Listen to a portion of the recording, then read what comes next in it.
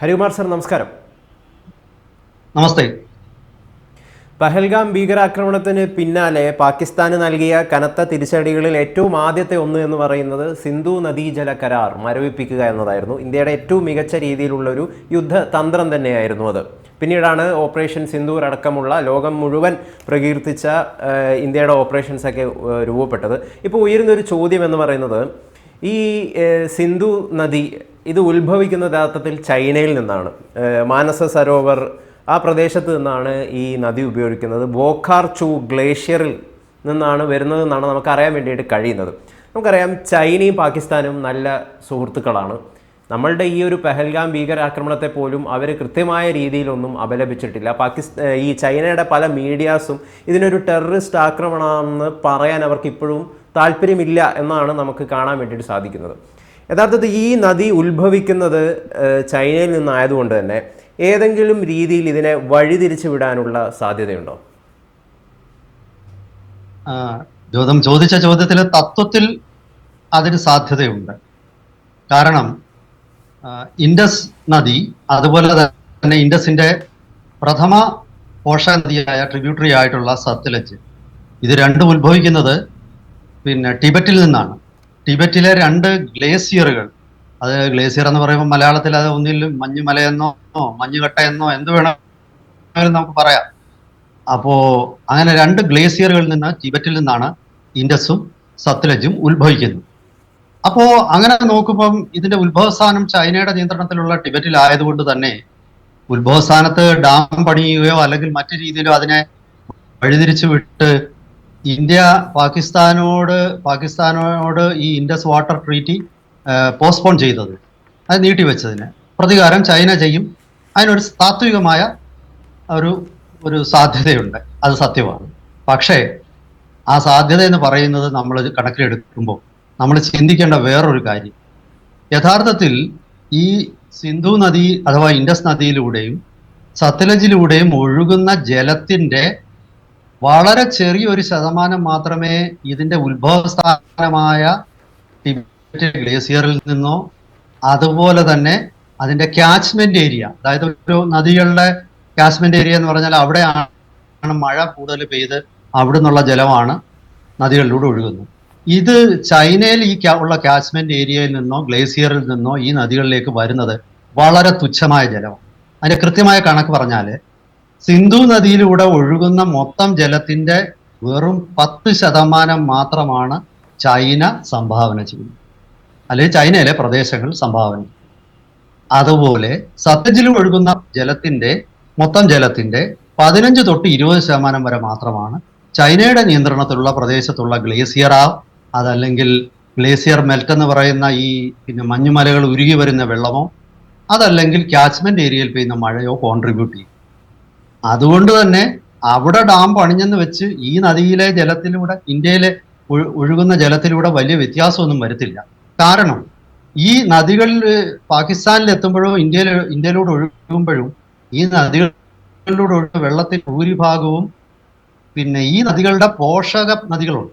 അത് ഇന്ത്യയുടെ ഭാഗത്ത്, ഇന്ത്യ നിയന്ത്രണത്തിലുള്ള ലഡാക്ക് അതുപോലെ തന്നെ ഹിമാചൽ പ്രദേശ്, ഈ രണ്ട് പ്രദേശങ്ങളിൽ നിന്നും ഉത്ഭവിക്കുന്ന പോഷക നദികൾ ആണ് കോൺട്രിബ്യൂട്ട് ചെയ്യുന്നത്, സംഭാവന ചെയ്യുന്നത്.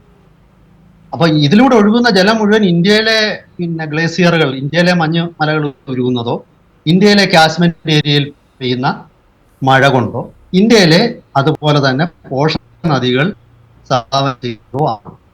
അപ്പൊ അതുകൊണ്ട് തന്നെ ചൈനയുടെ ആ പ്രവൃത്തി കൊണ്ട് ഇതിലെ ജലം ഇന്ത്യക്ക് വലിയ ഒരു വ്യത്യാസമൊന്നും ഉണ്ടാവത്തില്ല. ഇനി അടുത്ത ഒരു കാര്യം, എന്തുകൊണ്ട് ചൈന അങ്ങനെ ചെയ്യില്ല എന്ന് ഞാൻ കരുതുന്നു. അത് വസ്തുതകളുടെ അടിസ്ഥാനത്തിലാണ്, വെറുതെ ഒരു ഊഹാപോഹമല്ല. ചൈന പാകിസ്ഥാനെ പോലൊരു തിയോക്രാറ്റിക് രാജ്യം, തിയോക്രാറ്റിക് എന്ന് പറഞ്ഞ ഒരു മതം നിയന്ത്രിക്കുന്ന രാജ്യമല്ല.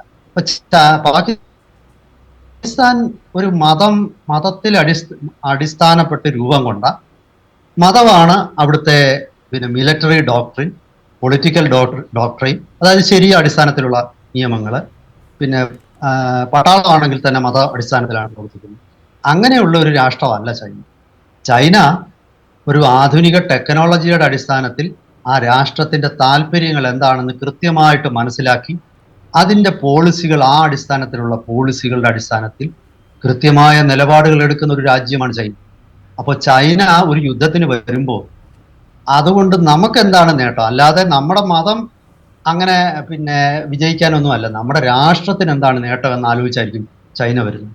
ഇവിടെയുള്ള ഞാൻ എന്തുകൊണ്ട് ചൈന യുദ്ധത്തിന് വരില്ല എന്ന് ഞാൻ കരുതി. ഞാൻ അതിന്റെ കാരണം പറയാം. ചൈനയ്ക്ക് ഞാൻ പറഞ്ഞു വെറും 15-20% മാത്രമാണ് ഏറ്റവും കൂടുതൽ സത്ലജാണ് അവിടെ ഉള്ളത്. ഇൻഡസിൽ വെറും 10% ജലം മാത്രമാണ് ചൈനയിൽ നിന്നുള്ളത്. അപ്പോൾ ചൈന അവിടെ ഡാം പണിഞ്ഞെന്ന് വെച്ചിട്ട് ഇന്ത്യക്കുള്ള കുടിവെള്ളം മുട്ടത്തില്ല, ഇന്ത്യക്ക് കാർഷിക ആവശ്യത്തിനുള്ള വെള്ളം മുട്ടത്തില്ല. അങ്ങനെ വരും സ്വാഭാവികമായിട്ടും വെറുതെ ഇന്ത്യ ഒന്ന് അലോരസപ്പെടുത്താനായിട്ട്, അല്ലെങ്കിൽ ഒന്ന് നമ്മൾ സാധാരണ വാക്കുകൾ പറഞ്ഞ വെറുതെ ഒന്ന് ചൊറിയാനായിട്ട്, വെറുതെ ചൊറിയാൻ ചൈന തയ്യാറാവും. ചൈന ഒരു യുദ്ധത്തിന് വന്നാൽ അതിന് കൃത്യമായ നേട്ടം ഉണ്ടാവും. അങ്ങനെ നേട്ടം ഉണ്ടാകാതെ പാകിസ്ഥാനെ പോലെ ഭീകരവാദികളെ ഒന്നും ചൈന ഇന്ത്യയിലേക്ക് അയക്കുന്നില്ലല്ലോ. കാരണം അങ്ങനെയുള്ള യുദ്ധങ്ങളിലൂടെ ഒന്നും നേട്ടം ഉണ്ടാവില്ല എന്നുള്ള വളരെ കൃത്യമായ വിലയിരുത്തലുള്ള ഒരു ആധുനിക രാഷ്ട്രമാണ് ചൈന. അപ്പൊ ചൈന വെറുതെ വന്ന് ഇന്ത്യയെ പ്രകോപിപ്പിച്ച്, ഇന്ത്യയും ചൈനയും തമ്മിൽ ഒരു വലിയ വ്യാപാരമുണ്ട്, അത് ചൈനയ്ക്ക് അനുകൂലമാണ്. ഇന്ത്യയുമായിട്ടുള്ള വ്യാപാരം ചൈനയ്ക്ക് വലിയ ലാഭകരമാണ്. വെറുതെ ചൈന ആ വ്യാപാരം ഇല്ലാതാക്കാനും യുദ്ധം കൊണ്ടുവരാനും ഒന്നും ചൈന തയ്യാറാവും. അതുകൊണ്ട് തന്നെയാണ് നമുക്കറിയാം ഇന്ത്യ പാകിസ്ഥാൻ ഈ ഓപ്പറേഷൻ സിന്ദൂർ വരുമ്പോഴേ പലരും പറയുമായിരുന്നു ഇന്ത്യ പാകിസ്ഥാനെ ആക്രമിച്ചാൽ ഉടനെ ചൈന അരുണാചൽ പ്രദേശിലൂടെ ഇന്ത്യ ആക്രമിക്കും, അതല്ലെങ്കിൽ സിക്കിമിലൂടെ ആക്രമിക്കും, അതല്ലെങ്കിൽ ലഡാക്ക് ആക്രമിക്കും. ചൈന ആക്രമിച്ചില്ലല്ലോ. ചൈന സമാധാന കാലത്ത് കൊടുക്കുന്ന പിന്തുണയിലേക്ക് അപ്പുറം ഒന്നും പാകിസ്ഥാന് കൊടുത്തില്ല. കുറെ പഴയ ആയുധങ്ങൾ ചൈന വിറ്റു, അതൊക്കെ ശരിയാണ്. ചൈന വെറുതെ വാക്കുകളിലൂടെ പാകിസ്ഥാനെ സപ്പോർട്ട് ചെയ്യുന്നതായിട്ട് കാണിച്ചു. ചൈന ഇന്ത്യയുടെ അതിർത്തിയിൽ സൈന്യ വിന്യാസം പോലും നടത്തി. കാരണം ചൈന ഒരു കാലത്തും അങ്ങനെ ചെയ്തിട്ട്. ഇന്ത്യ പാകിസ്ഥാൻ യുദ്ധം നിങ്ങൾ തമ്മിൽ അടിച്ചു തീർക്ക് എന്നുള്ള ഒരു പോളിസിയാണ് ചൈനയുടെ. അത് ഈ പാകിസ്ഥാൻ ശരിക്കും ചൈനയുടെ കയ്യിലെ ഒരു പാവയാണ്, ഒരു കുരങ്ങാണ്. ഈ ആടിക്കളിക്കട കുഞ്ഞിരാമ, ചാടിക്കളിക്കട കുഞ്ഞിരാമ എന്നുള്ള രീതിയിൽ ചൈനീസ് അധികാരികൾ പാകിസ്ഥാനെ ഇങ്ങനെ ഇട്ട് വട്ടം ചുറ്റിക്കുവാണ്. ഏറ്റവും ഒടുവിൽ പാകിസ്ഥാൻ വിദേശകാര്യമന്ത്രി 2 ദിവസം മുമ്പ് ചൈനയിലെത്തി. അപ്പൊ ചൈനയിലെത്തുമ്പോൾ ഇദ്ദേഹത്തിനെ സ്വീകരിക്കാൻ ഒറ്റ മന്ത്രി പോലും വന്നില്ല, ഉദ്യോഗസ്ഥന്മാരാണ് വന്നത്. അതുപോലെ തന്നെ അദ്ദേഹത്തിനെ ഒരു ബസ്സിൽ കയറ്റി കൊണ്ടുപോയത്. അദ്ദേഹത്തിന് ബെയ്ജിങ്ങിലേക്ക് എത്താനായിട്ട് ഒരു കാർ പോലും അവർ അറേഞ്ച് ചെയ്തിട്ടില്ല. കാരണം അവരെ അങ്ങനെ കാണത്തുള്ളൂ. ഓരോ നിമിഷവും പാകിസ്ഥാനെ അവർ ഓർമ്മപ്പെടുത്തിക്കൊണ്ടിരിക്കും, നിങ്ങൾക്ക് ഞങ്ങളെയാണ് ആവശ്യം, അല്ല ഞങ്ങൾക്ക് നിങ്ങളെ ആവശ്യമില്ല. ഇങ്ങനെയുള്ള രാജ്യമായ ചൈന ഒരു കാരണവശാലും ഇന്ത്യക്ക് അവിടെ ഡാം പണിഞ്ഞ് ഇന്ത്യക്ക് ഉള്ള ജലമൊഴുക്ക് തടയുകയില്ല എന്നുള്ളത് വളരെ കൃത്യമായിട്ട് നമുക്ക് അറിയാം, നമുക്ക് മനസ്സിലാക്കാം. ചൈനയുടെ പോളിസി അതാണ്. കാരണം ഇതുകൊണ്ട് ചൈനയ്ക്ക് മെച്ചം മാത്രമേ ചൈന അത് ചെയ്യുള്ളൂ. ഇതുപോലെ മറ്റൊരു നദിയുണ്ട്. ഇപ്പം ഗൗതമനോട് 2 നദികളുടെ കാര്യമാണല്ലോ ചോദിച്ചത്, സത്ലജും അതുപോലെ സിന്ധു നദിയും. ഇനി നമുക്ക് ബ്രഹ്മപുത്ര, ഇന്ത്യയിലൂടെ ഒഴുകുന്ന നദികളിൽ ഏറ്റവും കൂടുതൽ ജലം ഒഴുകുന്നത് ഗംഗയിലൂടെ അല്ല, ബ്രഹ്മപുത്രയിലൂടെയാണ്. ആ ബ്രഹ്മപുത്രയും ടിബറ്റിൽ നിന്നാണ് ഉത്ഭവിക്കുന്നത്. എനിക്ക് തോന്നുന്നു ടിബറ്റിൽ അതിന്റെ പേര് സാങ്പോ എന്നാണ്. ഇപ്പോൾ ഞാൻ പറയുന്നത്, ഇപ്പോൾ ചൈന ബ്രഹ്മപുത്രയ്ക്ക് കുറുകെ ടിബറ്റിൽ പണിഞ്ഞുകൊണ്ടിരിക്കുന്ന ഒരു ഡാമുണ്ട്. ആ ഡാം 60,000 മെഗാവാട്ട് വൈദ്യുതി ഉൽപ്പാദിപ്പിക്കാൻ ശേഷിയുള്ള ഒരു ഡാമാണ്. ആ ഡാം അവിടെ കെട്ടിയാൽ പോലും അത് ഇന്ത്യയിലേക്ക് ഉള്ള ബ്രഹ്മപുത്രയുടെ ജലമൊഴുക്ക് കാര്യമായിട്ട് കുറയ്ക്കില്ല. കാരണം ബ്രഹ്മപുത്രയിലെ നദിയിലെ ഇന്ത്യയിലൂടെ ഒഴുകുന്ന ജലം കൂടുതലും ഇന്ത്യയിലെ പോഷക നദികൾ തന്നെ അതിലേക്ക് നിക്ഷേപിക്കുന്നതാണ്. അപ്പൊ ചുരുക്കി പറഞ്ഞാൽ ടിബറ്റിൽ നിന്ന് ഉത്ഭവിക്കുന്ന നദികൾ ആണ് ഇന്ത്യയുടെ ചില പ്രധാന നദികൾ ടിബറ്റിൽ നിന്നാണ് ഉത്ഭവിക്കുന്നതെങ്കിലും അവിടെ ഡാം കെട്ടിയതുകൊണ്ട് ഇന്ത്യയിലെ കർഷകരുടെ വെള്ളമോ അല്ലെങ്കിൽ കുടിവെള്ളമോ മുട്ടിക്കാനോ ഒന്നും ചൈനയ്ക്ക് പറ്റില്ല. കാരണം ഇവിടെ ഒഴുകുന്ന ജലം ഹിമാലയത്തിൽ നിന്നും ഈ നദികൾ, അതായത് സിന്ധു നദിയാണെങ്കിലും സത്ലജ് ആണെങ്കിലും ബ്രഹ്മപുത്രയാണെങ്കിലും ഇന്ത്യയിലൂടെ ഈ നദികളിൽ ഒഴുകുന്ന ജലം ഇന്ത്യയിലെ പോഷക നദികൾ തന്നെ ഈ നദികളിൽ കൊണ്ട് നിക്ഷേപിക്കുന്നതാണ്. അത് കാരണം ചൈനയിൽ ടിബറ്റിൽ ഡാം പണിഞ്ഞ് ഇന്ത്യയെ ഭീഷണിപ്പെടുത്താമെന്നൊരു മൂഢചിന്ത ചൈനയ്ക്ക് പോലും ഉള്ളതായിട്ട് എനിക്ക് തോന്നുന്നില്ല.